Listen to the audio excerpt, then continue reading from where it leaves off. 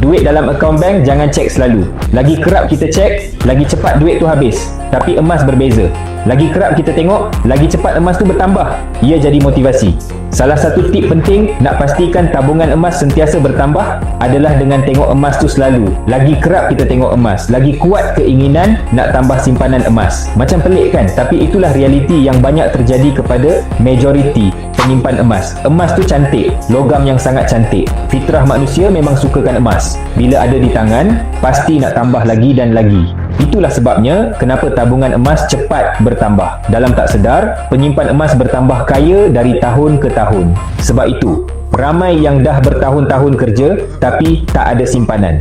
Tapi, bila kenal emas, jumlah simpanannya bertambah di luar jangkaan. Bila ada emas di tangan, kita rasa kekayaan kita lebih terjamin sebab pertama, kekayaan tu sendiri benar-benar di tangan kita.